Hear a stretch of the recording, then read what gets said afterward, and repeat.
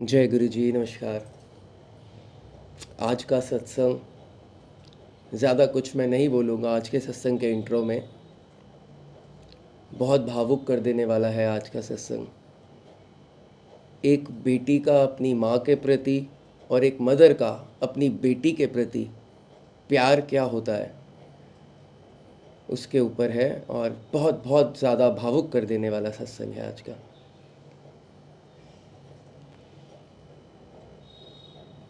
आइए सुनते हैं।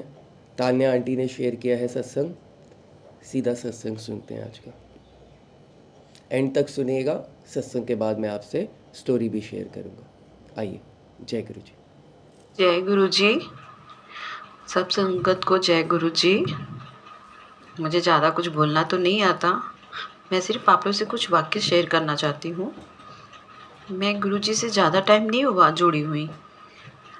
आप लोग शायद बहुत ज़्यादा लंबे टाइम से जुड़े हो। किसी ने तो देखा भी है उनको छुआ भी है, उनको महसूस भी किया है।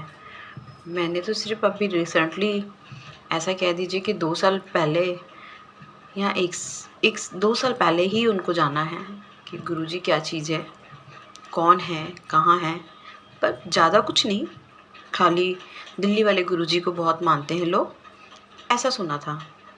किसी आंटी ने मुझे 4 साल पहले एक जाप दिया था, बेटा तुम बहुत परेशान रहते हो। सबकी लाइफ में बहुत परेशानी है, मेरी लाइफ में भी बहुत थी।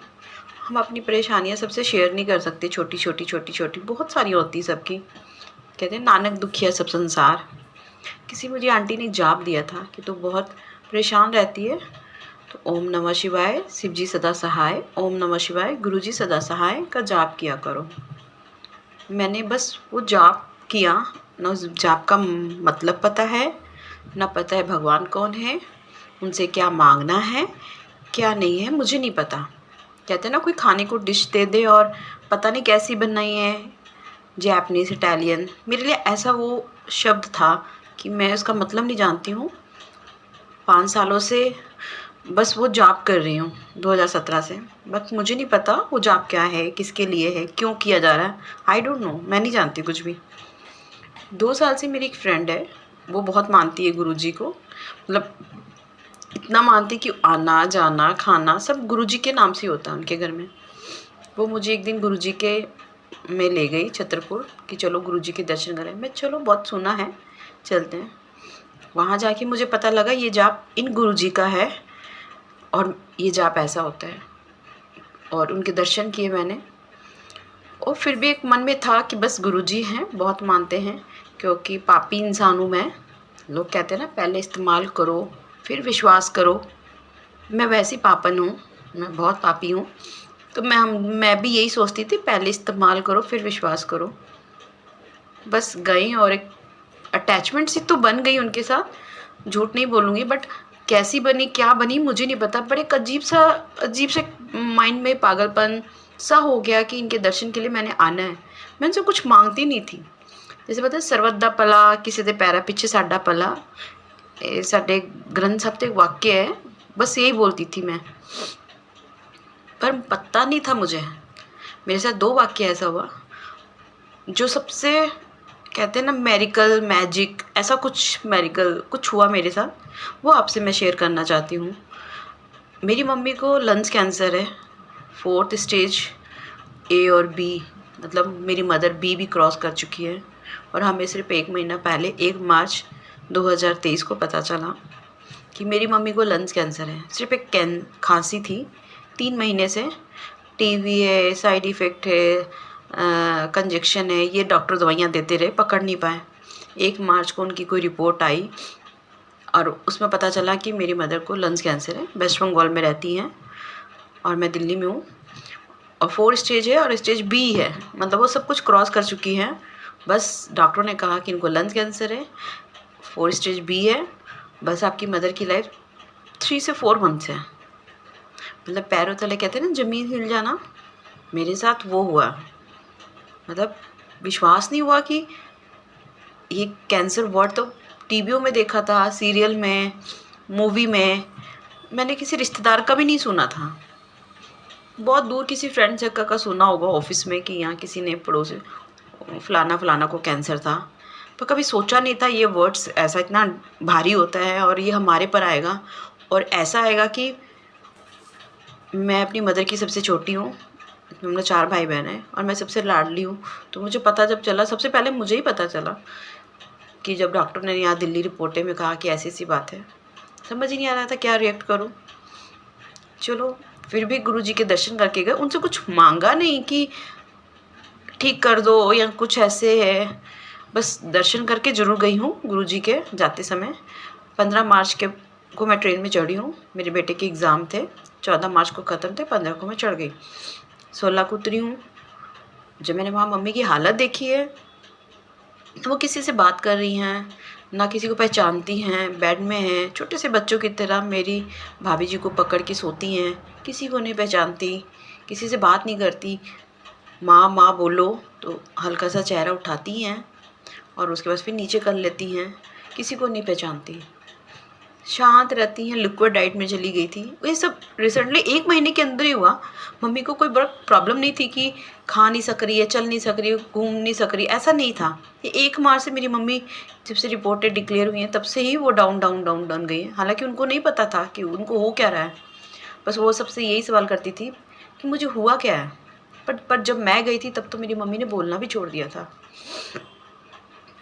पता नहीं ये कैसे हुआ, मुझे नहीं पता, बट बोलना छोड़ दिया था। डॉक्टर ने कहा कि दिल्ली वाले डॉक्टर ने कि बस अब इनकी घर में रख के सेवा करो, कोई कीमोथेरेपी, कोई रेडिएशन कुछ देने की ज़रूरत नहीं है, इनको घर में रख के सेवा करो। मुझे ये बोला गया था और मैं चली गई। लंग्स में बहुत पानी भरा, पानी निकालिए, घर पे सेवा कीजिए। और जब मैं गई तो ब्रदर ने 12 मार्च को लंग्स में पानी निकाल के 15 को छुट्टी करा ली थी और 16 को मैं पहुंची थी। मैंने जो मम्मी की हालत देखी है, मैं तो इमेजिन भी नहीं कर सकती। आप लोगों से बात करते करते मैं रो पड़ी हूँ कि क्या थी उनकी जो हालत थी। बट उसके बाद फिर भी जब मैं दिल्ली से आई थी तो मुझे बहुत लोगों ने गुरुजी का लॉकेट दिया कि इसको लेके जल प्रसाद में बनाना है, कैसे बनाना, सब विधि बताई, मम्मा को पिलाना है। बस ले गई और बोला कि गुरुजी बस आपके सहारे, बस ये वर्ड बोला। ऐसा नहीं बोला कि मम्मी को ज़िंदगी दे दो, कैंसर ख़त्म कर दो, नहीं, नथिंग। बस गुरुजी आपके सहारे हो, मैं जा रही हूँ, बस सब आपका सहारा दे रहे हैं और मेरे को जाना है। एक कहते हैं ना अंधा विश्वास, जिसे कभी कुछ नहीं मांगा और ऐसा मतलब मन में हो गया, बस चली गई। मम्मी की हालत देखी, फिर मैंने जब वहाँ मैं पहुँची तो उसके बाद 2 दिन बाद मैंने गुरुजी का लॉकेट निकाला।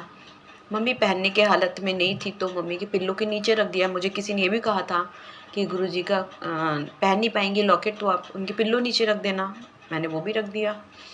किसी को नहीं पहचानती थी। नवरात्रे थे 22 मार्च को, पहला फर्स्ट 2023 को। मेरा मन बहुत बेचैन हो रहा था क्योंकि मम्मी ने मुझे 5 दिन से, इतने दिनों से पहचाना ही नहीं था। तो मैं उठी 6 बजे, मेरी भाभी ने कहा कि आप इतनी जल्दी उठ गए हो, रात भर सोए नहीं हो मम्मी के साथ, क्योंकि मम्मी भी रात भर सोती नहीं थी, तड़पती थी, चुप रहती थी, घूमती रहती थी, हाय हाय करती रहती थी। बेचैनी तो थी। मैं नवरात्रे हैं तो मैंने ना जोत जगानी तो मैं झाड़ू लगाने लग गई। मेरी मम्मा मुझे देखी जा रही। भाभी ने कहा कौन है? कहती मेरी गुड़िया। मेरी मम्मी ने वर्ड बोला, मेरी गुड़िया। आपको लोगों को मैं बता नहीं सकती कि वो शब्द ऐसा लग रहा था जैसे छोटा बच्चा पहली बार अपनी माँ को माँ बोले। मुझे ऐसा लग रहा था मेरी माँ ने मुझे मेरी गुड़िया बोल के वो शब्द लौटाया है जो कभी मैंने उनको माँ बोला होगा फर्स्ट टाइम। इतना रोए हम लोग घर में सब कि मेरी माँ ने मुझे पहचान लिया और मेरा नाम ले रही मेरी गुड़िया। तो उन्होंने मेरा नाम नहीं लिया पर गुड़िया बोला, क्योंकि मुझे गुड़िया लाडो ही बोलती थी वो। मैं इतना रोई, माता जी पर भी विश्वास हो गया, गुरु जी पर भी विश्वास हो गया। चलो माता जी को बोला आपने आज एक शब्द दिया, मेरी माँ ने पहचाना, आगे भी देंगे। अचानक रिसेंटली जिस दिन नवरात्रि लास्ट था, वैसे डॉक्टर का ट्रीटमेंट तो चल ही रहता, कभी कोई डॉक्टर कभी कोई डॉक्टर, हम लोग चेंज करते जा रहे थे। ये बहुत लंबी स्टोरी है, मैं आप लोग को शॉर्टकट में बता रही हूँ। दिखाए जा रहे थे, कैंसर स्पेशलिस्ट हॉस्पिटल ले गए, वहाँ ट्रीटमेंट हुआ, टेस्ट हुए, चलते जा रहे थे कि कहीं कोई उम्मीद जाग जाए। पर मांगा नहीं था किसी भी भगवान से या गुरुजी से कि उनकी लाइफ आ जाए या बीमारी ख़त्म हो जाए, बस एक विश्वास था और डॉक्टर के चक्कर काट रहे थे कि मैं गुरुजी को बोलूँ नहीं इनको ख़त्म कर दो, इनको ज़िंदगी दे दो, नथिंग। खाली एक विश्वास था गुरुजी का, बस नाम लेते थे, जाप करती थी और सुबह शाम जाप, मम्मी के कानों में वो यूट्यूब में लगा देना कि उनके कानों में ये जाप जाता रहे। जपजी साहब के पाठ के बाद मेरे घर में एवरीडे ही जाप जलने लगा। हम बहुत सिख फैमिली से बिलोंग करते हैं। हमारे घर में गुरुद्वारे के अलावा किसी को नहीं मानते, कोई मंदिर नहीं, कुछ नहीं, कोई व्रत नहीं रखा जाता, कहीं माना नहीं जाता। सिर्फ मैं ही अपने घर में पूरे ख़ानदान में बोल दीजिए ऐसी लड़की हूँ जो मंदिर भी जाती हूँ, मतलब व्रत भी रखती हूँ। मेरी फैमिली में, मेरे ख़ानदान में कोई नहीं रखता, सब बहुत सिख फैमिली है। तो हम गुरुद्वारे जाते हैं, हमारे में बाबा जी, गुरु नानक, सच्चे पातशाही सब कुछ है, ऐसा मानना है सबका। तो हम लोग भी मानते रहे, बट मेरे अंदर बचपन से ही है, तो मैं पता नहीं क्यों गुरुजी को भी मानने लग गई। कोई मतलब मेरे साथ कुछ ऐसा नहीं हुआ था कि मैजिक मिरेकल या मेरे साथ कुछ ऐसा हुआ था मैं उनको बहुत मानूं, बट ऐसा हुआ। बट फिर अचानक से मेरी मम्मी को नवरात्रि ख़त्म होते दूसरे दिन मेरी मम्मी को हार्ट अटैक हो गया। एक्चुअली वो हार्ट अटैक था कि क्या था हमें नहीं पता था। मेरी मम्मा बहुत तड़प रही थी, बहुत ज़्यादा। नवरात्रि ख़त्म होने के बाद की बात है ये, मतलब 2 अप्रैल की बात होगी। मेरी मम्मा एकदम इतनी तड़प रही थी, सॉरी 1 अप्रैल, इतनी तड़प रही थी कि हम इमेजिन भी नहीं कर पा रहे थे मम्मा का हुआ क्या है। मतलब सुबह से तड़पने लग गई थी। तो हम लोग को लगा कि डॉक्टर ने तो हमें बोल ही रखा था कि लंग्स कैंसर फैल रहा है, अब जहाँ जहाँ वो फैलेगा वो चीज़ डैमेज होनी है। और मेरी मम्मी को ऑलरेडी माइनर अटैक 2 बार आ चुका था। तो हम लोग के माइंड में था कि वो लेफ़्ट साइड ही है cancer, left side lungs cancer है, तो हार्ट को अटैक तो करना ही है। बट माइंड नहीं था उस समय, जब डॉक्टर ने बोला तब तो सुना ही था। मम्मी सुबह से तड़प रही थी 1 अप्रैल को, तो हम लोग को लगा कि मम्मी कैंसर है इसीलिए तड़प रही है, अपनी छाती को पीट रही है, रो रही है। हम लोगों ने 5 हॉस्पिटल घूमा, बट मम्मी को एडमिट किसी ने नहीं लिया। क्यों? क्योंकि लंग्स कैंसर के लिए सिर्फ कैंसर स्पेशलिस्ट के पास ही जाना पड़ेगा उस हॉस्पिटल में। और हम बहुत मिडिल क्लास बोल दो या लो फैमिली बोल दो, हम उनमें से हैं कि अगर मम्मी के लेकर कहीं जाना है गाड़ी में, किसी से अगर गाड़ी भी मांगी हम लोगों ने 4 व्हीलर, तो तेल भराने के भी पैसे नहीं हैं। हम ऐसी फैमिली से हैं। तो हम गवर्नमेंट के धक्के खाएँ, हमारा वहाँ से गवर्नमेंट हॉस्पिटल भी बहुत दूर है, 2.5-3 घंटे का, वहाँ लेके गए। वहाँ भी पता चला कि नहीं, आप किसी कैंसर स्पेशलिस्ट को लेके जाओ। फिर वहाँ लेकर गए, वहाँ उन्होंने कहने को चैरिटी का था हॉस्पिटल, कैंसर हॉस्पिटल, बट इतना पैसा जमा करो 25,000, फिर 12,000 के टेस्ट होंगे।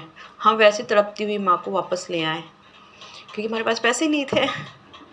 और बता नहीं सकती मैं आप लोग को वो मंजर हमारे लिए क्या था। बहुत हॉस्पिटल घूमे, बट लास्ट 5 हॉस्पिटल थे जो हम घूम घाम के घर में आ गए अपनी तड़पती माँ को लेकर। शाम को 6:45 का टाइम होगा, हम बैठे थे। मेरी मम्मी को तो पता नहीं क्या क्या दिखने लग गए, ऐसा कह दीजिए। मानते नहीं आप लोग, क्या मानते पता नहीं, पर हमारे साथ बीती है तो हम कहते हैं। मेरी मम्मी को क्या दिखने लग गया, सारी खिड़की, रोते रोते जोर जोर से चिल्ला के बोल रही है, सारी खिड़कियाँ बंद कर दो, दरवाजे बंद कर दो, ये मेरे सामने क्यों आ गया है, ये यहाँ क्यों बैठा है, ये दरवाजे बंद थे, ये खिड़की से झाँक रहा था, ये अंदर क्यों आ गया। ऊट पटांग की बातें। हम सब डर गए, पूरी फैमिली, मेरे दोनों ब्रदर, मैं, भाभी, पापा, सब डर गए, बच्चे मेरे सब डर गए।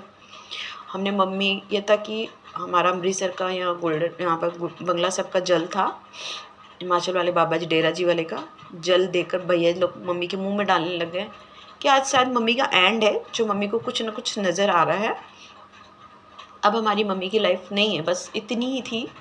हम सब ने हिम्मत तोड़ दी थी और रो भी रहे थे हम।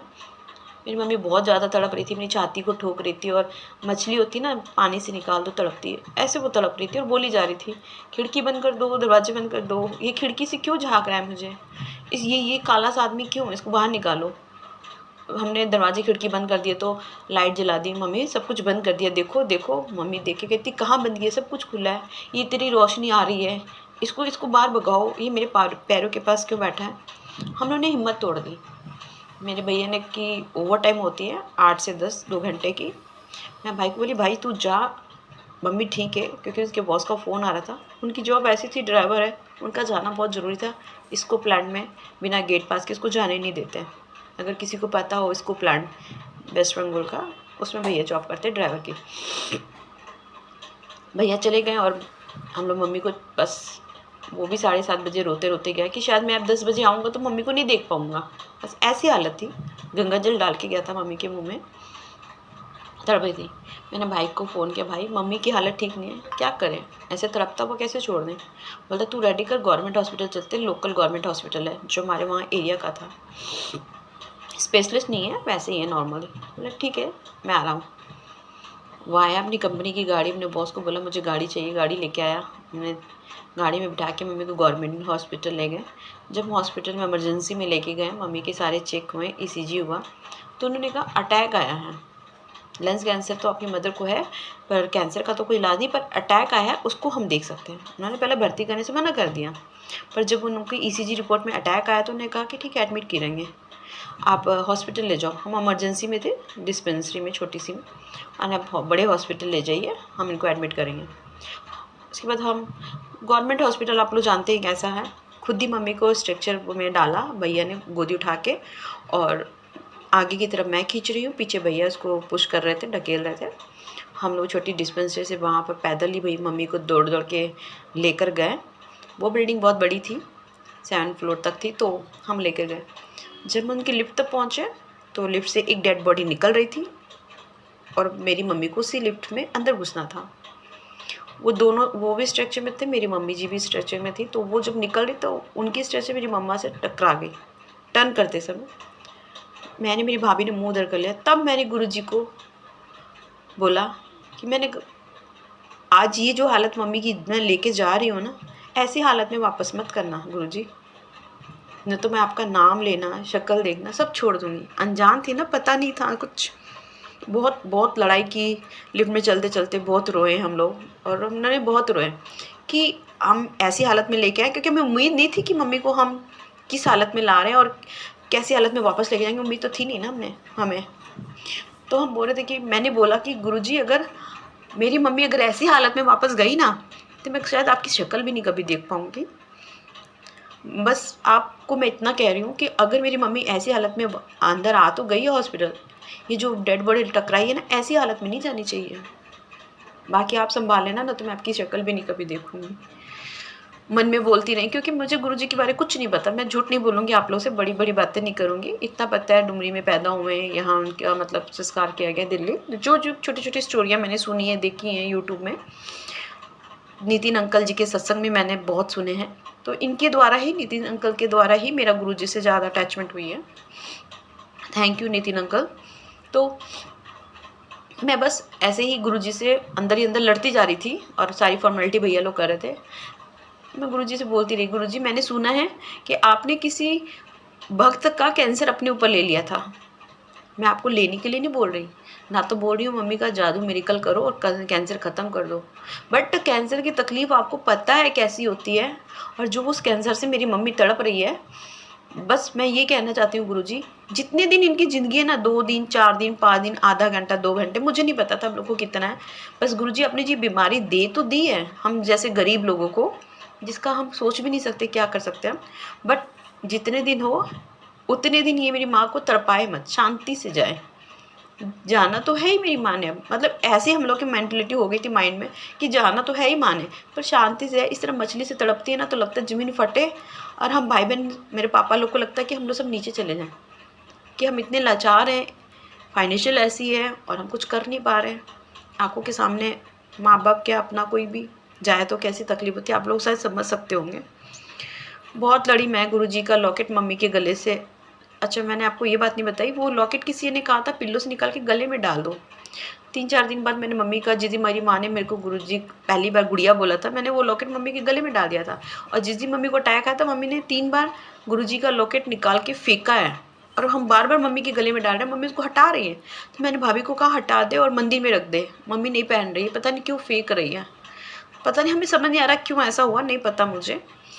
तो मैंने उस दिन बोला हॉस्पिटल में कि गुरुजी आपका लॉकेट भी मैंने उतार दिया है, बट आप प्लीज़ बोल दो, क्या बोल दो। बहुत लड़ रही थी अंदर ही अंदर, आप लोग को क्या बताऊँ, बहुत तकलीफ़ हो रही थी।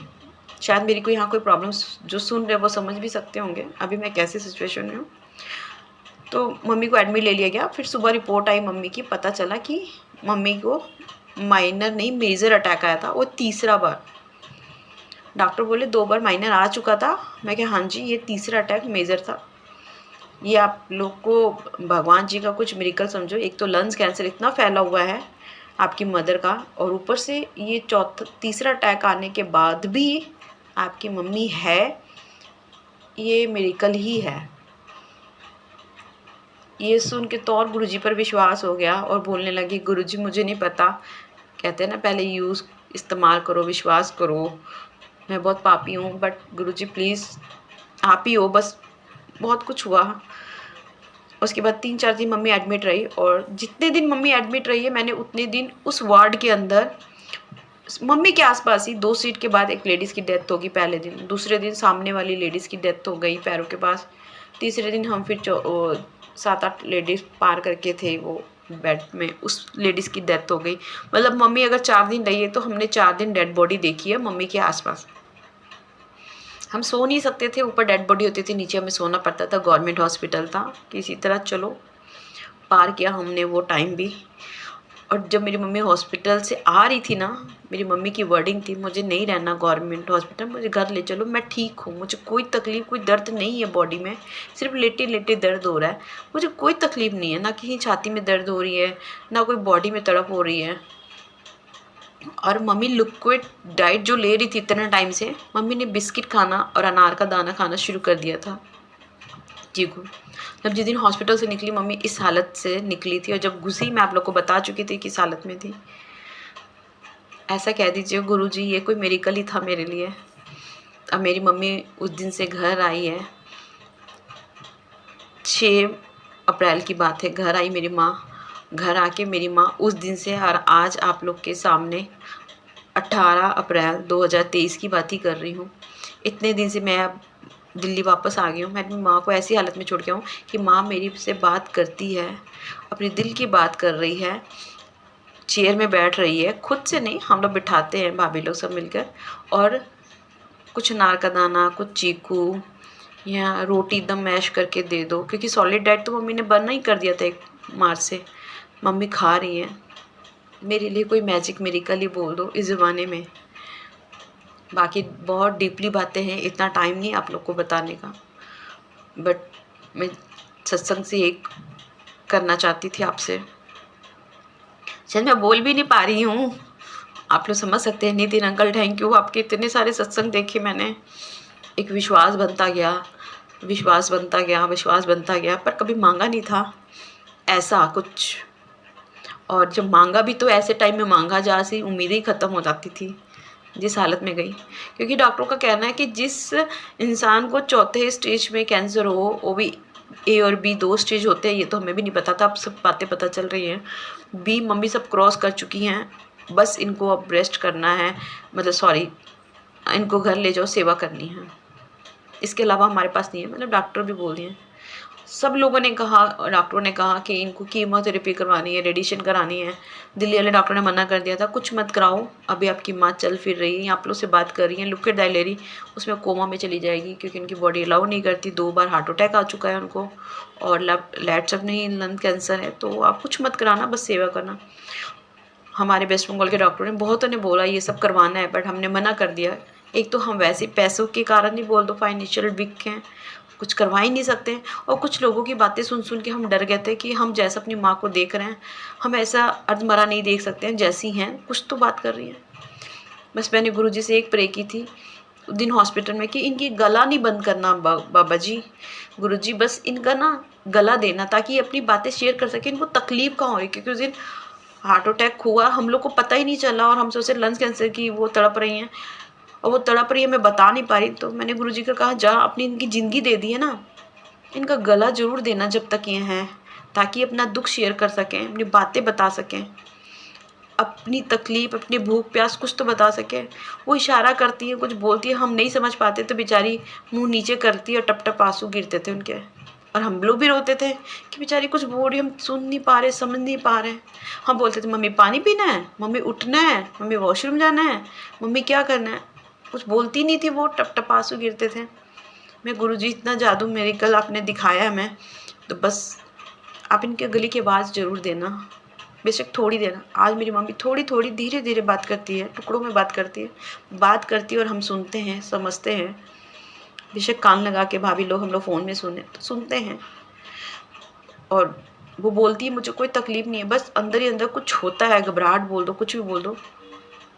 बस गुरुजी से यही प्रे अभी भी कर रही हूँ कि गुरुजी जितनी उनकी ज़िंदगी है ना, बस उनको बस तकलीफ मत देना। मैं शायद और ज़्यादा नहीं बोल पाऊँगी, बहुत ज़्यादा मन भर गया, आप लोग समझ सकते हो। Thank you Nitin uncle again, thank you so much, thank you Guruji, thank you Guruji, thank you सबको ये सत्संग सुनने के लिए, मेरा मन हल्का करने के लिए। थैंक यू गुरुजी, मेरी लाइफ में तो पता नहीं क्या हो गया। थैंक यू सो मच गुरुजी। दुनिया में कितना गम है, मेरा गम कितना कम है। दुनिया का गम देखा तो मैं अपना गम भूल गया।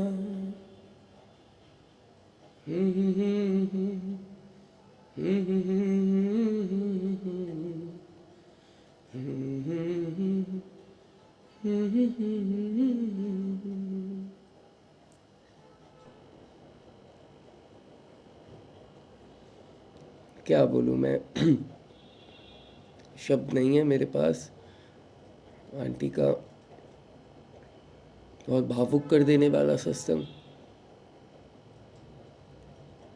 अभी तो हमें पता भी नहीं कि उनकी मदर हैं भी या नहीं हैं, बिकॉज 1 मंथ हो गया।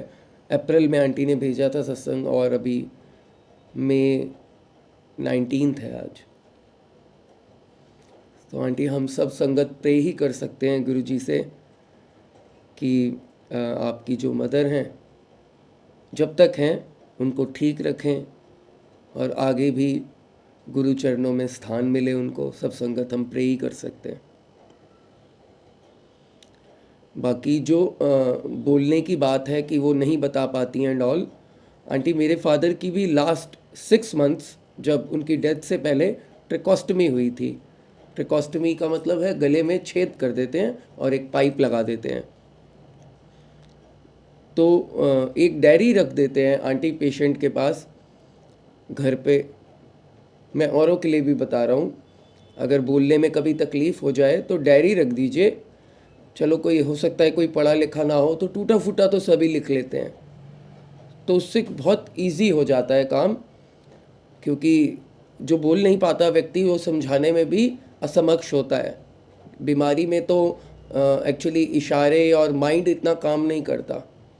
तो आप उसे लिखने के लिए पेशेंट को डायरी दे देंगे, पेन दे देंगे, तो बहुत ईजिली वो कम्युनिकेट कर पाएंगे।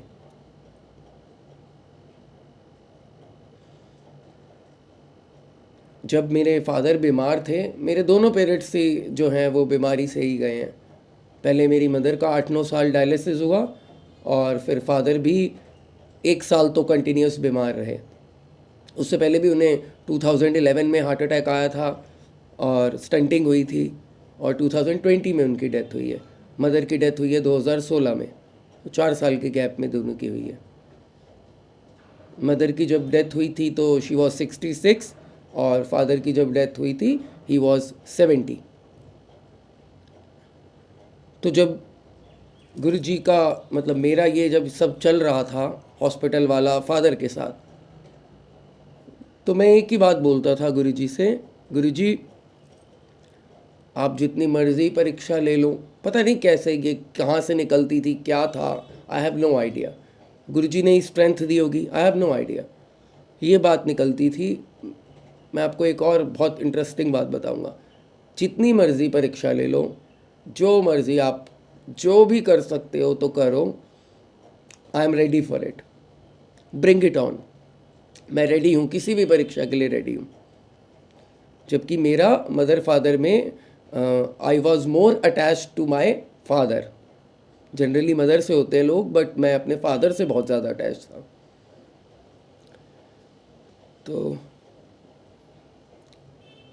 जब डॉक्टर्स ने समझिए कि हाथ खड़े कर दिए थे एंड ऑल, जैसे आंटी के केस में हुआ कि 3-4 महीने ऐसा कुछ, तो मेरे केस में इतना लंबा टाइम तो नहीं दिया था। कोविड का टाइम चल रहा था, हॉस्पिटल गए थे, उनकी किडनी भी इम्पैक्टेड थी थोड़ा सा।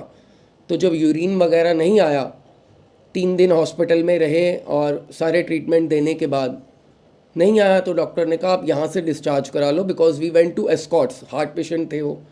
तो डॉक्टर ने कहा नहीं, अब इनको किडनी की प्रॉब्लम है, तो आपको हो सकता है इनका डायलिसिस हो एंड ऑल। तो मेरे माइंड में वो सब घूमा कि डायलिसिस होगा अब तो बहुत ही सही चीज़ नहीं है। तो मैंने इतना पता नहीं क्यों बोला था, गुरुजी अगर ऐसा भी सीन होता है ना कि मेरे सामने फादर की डेड बॉडी है, तो तब भी मैं आपका मंत्र जाप चला रहा हूँगा। यहाँ पर लोग बैठे होंगे, यहाँ पर डेड बॉडी पड़ी होगी और आपका मंत्र जाप चल रहा होगा। तो ये चीज़ तो भूल जाओ कि अब मैं किसी भी तौर पे पीछे हटने वाला हूँ, कुछ भी होने से मैं पीछे नहीं हटने वाला। जिस रात को हम आए थे हॉस्पिटल से 3 दिन रहकर, और जब डॉक्टर ने कहा कि आप इनको अगले दिन किडनी स्पेशलिस्ट नेफ्रोलॉजिस्ट को दिखाना, तो मुझे उसका तो पता ही था सारा, किडनी का क्या होता है, मदर का डायलिसिस हुआ इतना टाइम, मुझे पता था कि कितना पेनफुल प्रोसेस है वो और कितनी दिक्कत होती है उसमें। हफ्ते में 2 बार 3 बार जाना पड़ता है हॉस्पिटल आपको, पेशेंट के लिए भी परेशानी। बस मैं चाय प्रसाद बना रहा था रात को, हम 8 बजे आए थे हॉस्पिटल से, तो आई वॉज मेकिंग चाय प्रसाद एट 10 PM। तब मैंने गुरुजी से बोला था, फादर को भी मेरे पता लग गया था, वो काफ़ी पूजा पाठ वाले थे, उन्हें भी पता लग गया था कि अब ये ज़्यादा टाइम नहीं चलेगी बात। तो प्रिपेयर थे वो, ही वॉज प्रिपेयर कि ठीक है और कष्ट तो नहीं चाहिए और ठीक है, जो भी है ठीक है। तो उनकी एक मशीन भी लगवाई थी हमने ICD की, पैसे की बात कही आंटी आपने, तो हमने जो है वो फादर का ही पैसा, मैं ये क्या बोलूँ, तो we have spend 30-35 lakhs on this thing, on his बीमारी। तो नहीं बचे ना वो, पैसे से नहीं बच सकता कोई। और उतनी ही यकीन मानिए आंटी, उतनी ही तकलीफ हुई है मुझे जितनी आपको हो रही है। हर एक घंटे में मैं अपने फादर को देखता था, पूरी पूरी रात जागता था मैं, जबकि स्टाफ था, उनके पास अपना स्टाफ था, मेडिकल स्टाफ था घर पे हमारे। बट एक होता ही है, जो अटैचमेंट जब होती है तो प्रॉब्लम तो होती है। मैंने गुरुजी से बोला कि गुरुजी बस अब जो है दैट्स इट, इससे ज़्यादा अब मेरे अंदर पेशेंस नहीं है। क्योंकि मैंने शुरू में ये भी नहीं बोला था, जैसे आंटी ने कहा कि बचा लो या ये करो वो करो, मैंने ऐसा कुछ नहीं बोला था। और प्रॉब्लम के लिए भी मुझे पता लग रहा था कि जितना प्रॉब्लम बढ़ रही है उतना ज़्यादा मैं अटैच कैसे होता जा रहा हूँ ईश्वर से, भगवान से, गुरु से। ये क्या हो रहा है, एक तरफ प्रॉब्लम आ रही है और दूसरी तरफ मेरी अटैचमेंट बढ़ रही है भगवान के प्रति, और संसार से मोह ख़त्म होता जा रहा है। वही टाइम था जब गुरुजी ने मुझे अपनी तरफ खींचा। अगर वैसा ना हुआ होता तो आज मैं यहाँ ना बैठा होता, आपके सामने ये बात ना कर रहा होता। वो टाइम था। तो जैसा ही मैंने कहा, बस मैंने बोला और उसके with in few seconds I was in kitchen. मेरी वाइफ पापा के साथ थी और स्टाफ भी था उनका, तो उनको अटैक आया होगा, बिकॉज उनको ICD मशीन लगी हुई थी, तो उसकी वजह से वो बच गए। उसी टाइम आया, जैसे ही मैंने बोला विद इन सेकेंड्स उनको अटैक आया और I went inside the room. तो झटके लग रहे थे पापा को बिकॉज ऑफ दैट मशीन। वो मशीन क्या है, अगर आपका हार्ट रुकेगा तो वो इलेक्ट्रिक शॉक देके, जैसे एक हॉस्पिटल में आपने देखा होगा ना फिल्मों में इलेक्ट्रिक शॉक देते हैं, तो वो मशीन भी वही काम करती है, अंदर होती है वो। तो वो शॉक देके रिवाइव कर रही थी हार्ट को।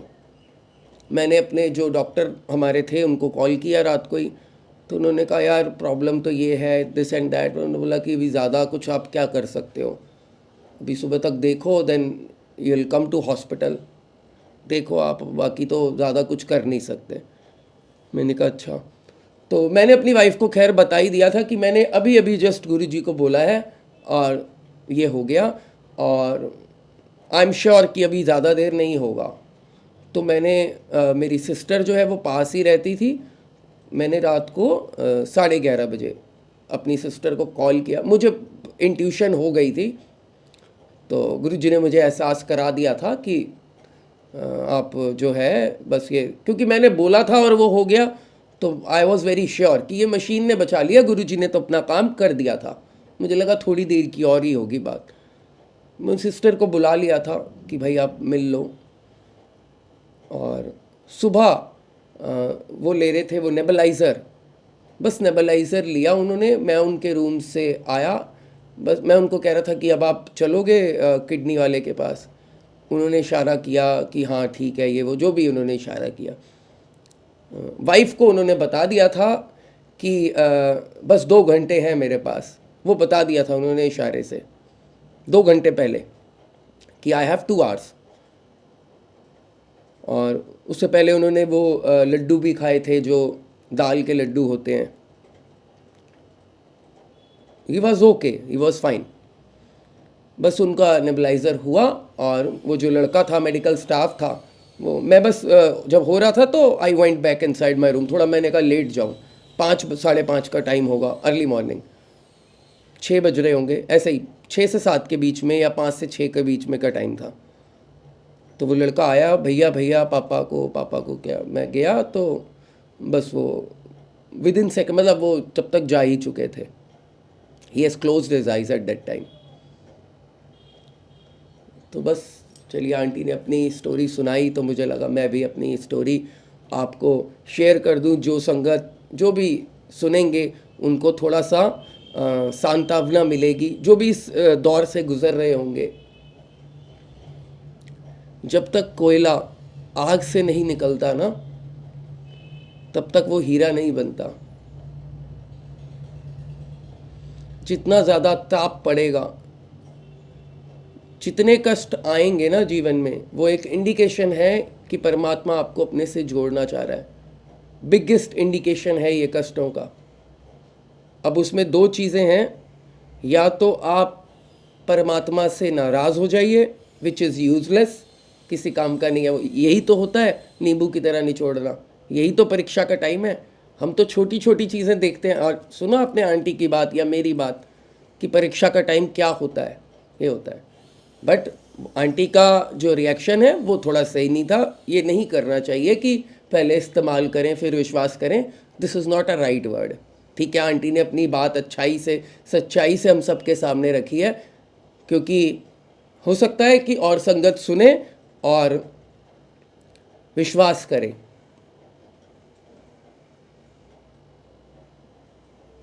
जब मेरे फादर की डेथ हुई ना, मुझे ऐसा फील हुआ कि मेरे कंधे पे किसी ने हाथ रखा हुआ है। गुरुजी ने, ऑफ कोर्स गुरुजी ने रखा हुआ था, कि गुरु ने मेरे कंधे पे हाथ रखा हुआ है। And I was very normal, ऐसा कि जैसे कुछ हुआ नहीं। I was very much prepared from inside. और मेरे हार्ट में जो एकदम हम घबरा जाते हैं, मैं घबराया नहीं, जबकि मेरा बहुत अटैचमेंट अपने फादर से था।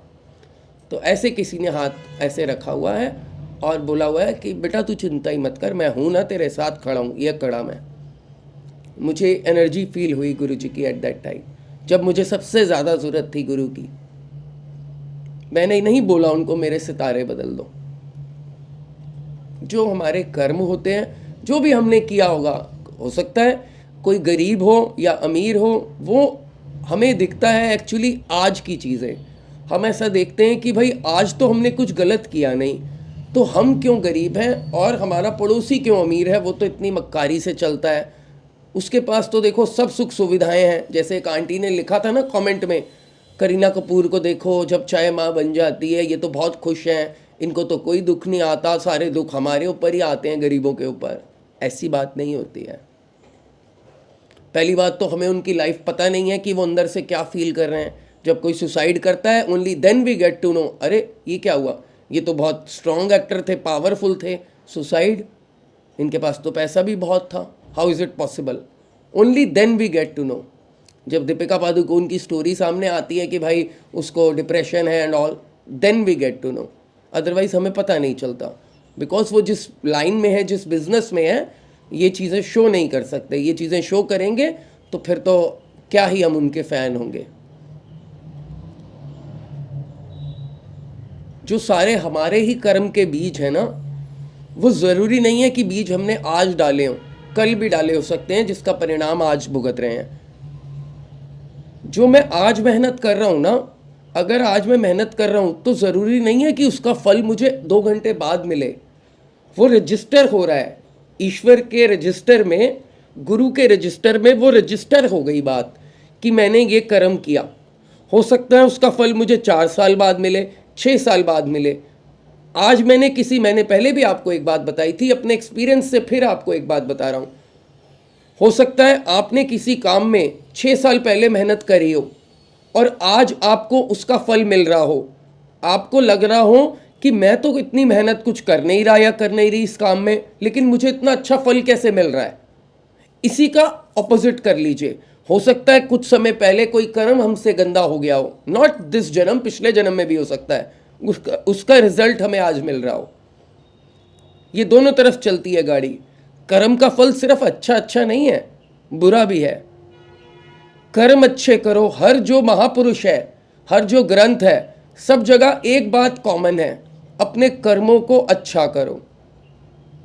उसका एक ही कारण है, अगर कर्म अच्छे होंगे, एज गुरु जी सेज, कि मैं दुनिया की सारी खुशियां तुम्हारे कदमों में डाल दूंगा। It's all about Karma. कर्म का एक चक्र है, वो घूम के हमारे पास फिर आ जाता है। चलिए, बहुत लंबी हो गई मेरी स्टोरी भी, बस मन में आया कि आपको मैं सुनाऊं, शेयर करूं, मैंने सुना दी। थैंक यू तान्या जी, और बहुत ब्रेवली आपने अपनी सारी जो कहानी है, मदर के साथ आपका जो प्यार है और आपकी मदर ने कैसे आपको बोला गुड़िया, तो very very very emotional story. बहुत आपने सच्चाई के साथ एक एक बात रखी, विच इज़ वेरी गुड, ताकि हम भी कुछ सीख सकें। अगर कोई गलती भी है तो हम देख सकें। हमें कभी भी क्रय विक्रय नहीं करना है, हमें ये चीज़ नहीं करनी है। यही इसी को बोलते हैं नींबू की तरह टेस्ट लेना। ये है नींबू की तरह टेस्ट, कि मैं इतना तुझे नीचे लेके जाऊंगा, अगर वहाँ पे तूने उफ करी तो फिर मैं बाहर आ जाऊंगा। और अगर तूने कहा आने दो, तत्ते तवे पे बिठाया था ना, मुझे नाम नहीं याद उनका, कश्मीर के राजा थे और सिख गुरु हैं, आई डोंट रिमेंबर नेम, नाम में मेरी जो याद नहीं रहते ज़्यादा, जिन्होंने दिल्ली में अटैक किया था टू सेव हिंदू पीपल। आप लिखिएगा कमेंट में, मुझे नाम नहीं याद आ रहा अभी। तो उनको जलते हुए तवे पे बिठा दिया गया था, तो उन्होंने शायद बोला था कि तेरा बाना मीठा लागे, मतलब जो तू करता है वो सब मीठा ही मीठा है, सब अच्छा ही अच्छा है। I am very happy with it. जो भी ये तू ही कर रहा है ना, अगर कोई कष्ट भी आ रहा है तो तू ही देने वाला, कोई सुख भी है तो तू ही देने वाला। तो दोनों में अगर समभाव रहेंगे, मुश्किल है, बहुत मुश्किल है, कहना बहुत आसान, इम्प्लीमेंट करना इट्स वेरी वेरी डिफ़िकल्ट। जब कष्ट आता है तो पता लगता है। ये बात सही है कि प्राइवेट हॉस्पिटल्स में कुछ आपको सुख सुविधाएं मिल जाती हैं, specially for the attendant. Patient का तो खैर क्या ही सुख सुविधाएं होती हैं, अगर आईसीयू में है तो वो आईसीयू में ही है। अटेंडेंट के लिए कि ये स्ट्रेचर वगैरह वाला काम नहीं करना पड़ता, आपको वेटिंग एरिया एसी मिल जाता है, रूम में आपको सोने की जगह अच्छी मिल जाती है, ये सारी चीज़ें हैं। तो these are the facilities you get with the money.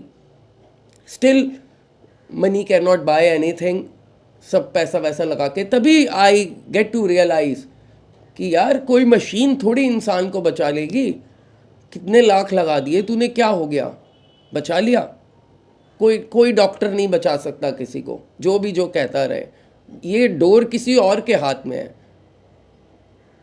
ये जो कभी हम जाते हैं हॉस्पिटल और डॉक्टर बोलता है 15 मिनट आप लेट हो गए, अगर 15 मिनट पहले आते तो हम बचा लेते, ये सब झूठ है, बकवास बात है।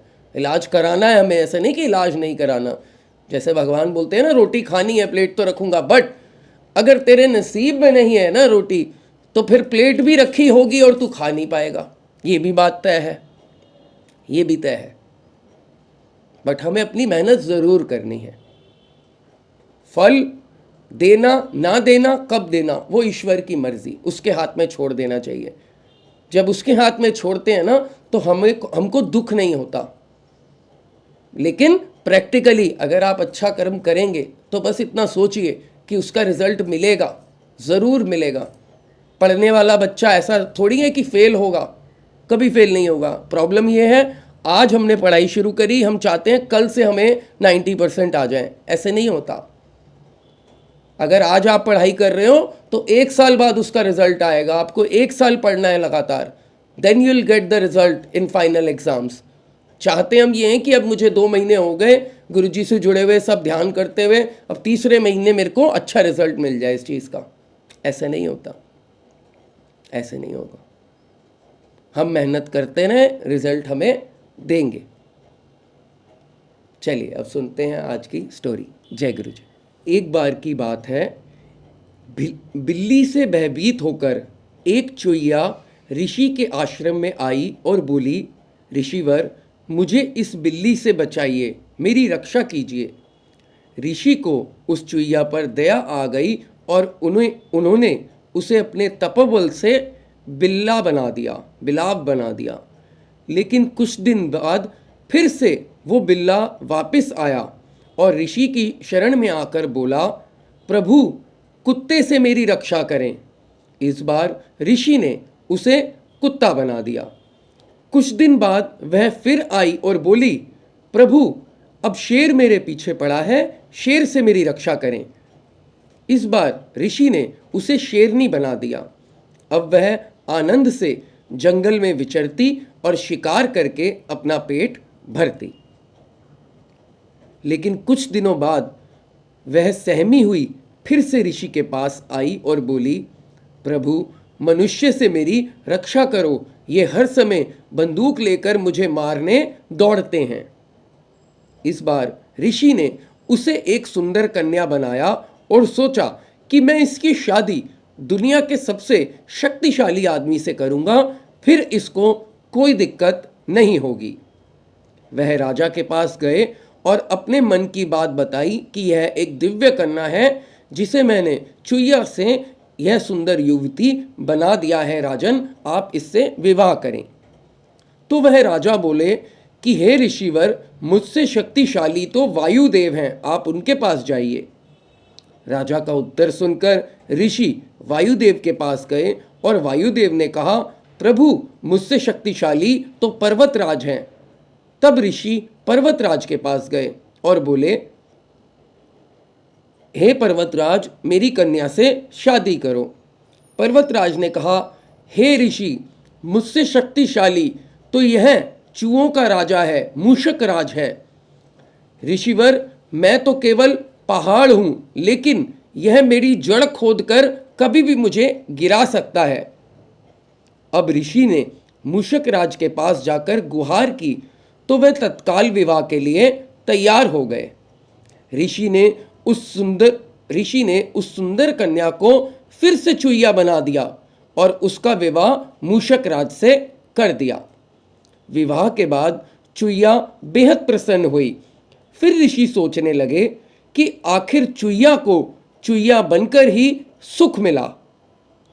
ईश्वर की माया बड़ी विचित्र है। मैंने इसे क्या क्या नहीं बनाया, लेकिन इसके भाग्य में यही था। इसके भाग्य में अपने समाज से अलग होना नहीं लिखा था, इसलिए इसे चुईया बनकर ही सुख मिला। दोस्तों इस कहानी का सार ये है कि जो जिस समाज का प्राणी है वह उसमें ही सुखी और सुरक्षित रहता है। इसलिए हमें हमारे समाज के लोगों का संग करना चाहिए। यहाँ समाज का मतलब किसी वर्ग या किसी जाति से नहीं है। समाज यानी आपके समान लोग, आपके जैसे लोग, लाइक माइंडेड पीपल। आप वैसे ही लोगों से दोस्ती, रिश्तेदारी आदि सभी रिश्ते निभाएं जो आपके जैसे हैं, आपकी तरह सोचते हैं। तभी आपका जीवन लाभदायक और सुख शांतिदायक होगा। एक बार फिर अंत में ये बात रखते हैं कि यहाँ समाज का मतलब किसी विशेष जाति वर्ग से नहीं है, लाइक माइंडेडनेस से है, आपके जैसे विचार रखने वाले लोगों से है। ऐसे लोगों की संगत करें जो आपकी तरह सोचते हों, तभी आपको भी पॉजिटिव विचार आएंगे, अच्छे विचार आएंगे, जिससे जीवन में सुख शांति आएगी, मन को भी शांति मिलेगी। जय गुरु जी। आई होप आपको आज का सत्संग स्टोरी, थोड़ा लंबा हो गया सत्संग बिकॉज गुरु जी ने मेरे से भी स्टोरी, मेरी भी जो कहानी है रीसेंट पास्ट की, जो मैंने ज़्यादा शेयर नहीं करी है, वो भी मैंने शेयर कर दी। बाकी मैं अपनी पूरी जो कहानी है मैंने पहले भी करी थी पिछले साल, तो गुरु जी के बर्थडे पर गुरु की कृपा हुई तो 7 जुलाई को गुरु जी के बर्थडे पे I will share my whole story, कैसे गुरु जी ने जोड़ा एंड ऑल। आदि तो आपने स्टोरी सुनी ली मेरी, आदि जो इससे पहले की है वो मैं आपको फिर सुनाऊंगा। चलिए, गुरु जी सत्संग ब्लेसिंग्स यूट्यूब चैनल पर आप हैं, मैं नितिन अंकल हूँ। अगर आपको अच्छा लगा तो चैनल को सब्सक्राइब करिए, लाइक करिए और सभी संगत से शेयर करिए और हिम्मत के साथ रहिए, हिम्मत रखिए, कॉन्फिडेंस रखिए। गुरु से जुड़ गए हैं तो वो रक्षा करते हैं। अपने आप को उन पर पूरा डाल के तो देखो, देखो तो सही। जैसे बच्चे को गोदी में उछालता है ना एक बाप या माँ, तो बच्चा खुशी खुशी नीचे आ जाता है, क्योंकि उसको पता है कि ऊपर अगर मैं गई हूँ या गया हूँ तो नीचे मेरे पिता खड़े हैं, वो मुझे संभाल लेंगे। डरता नहीं है वो। हम कहते तो हैं गुरु जी संभालो, लेकिन अंदर से डर रहे होते हैं। अगर वो डर नहीं होगा तो वो संभालेंगे। अगर वो डर हटा दें हम तो 100% संभालेंगे। ठीक है, मुझे संभाला है तो आपको क्यों नहीं संभालेंगे? सबको संभालते हैं। डर हटा दीजिए। चलिए, गुरु की आज्ञा हुई तो बहुत जल्द मिलेंगे। Please take care of your health, take care of your family, stay healthy, stay blessed. Thank you very much. Bye bye. जय गुरु जी।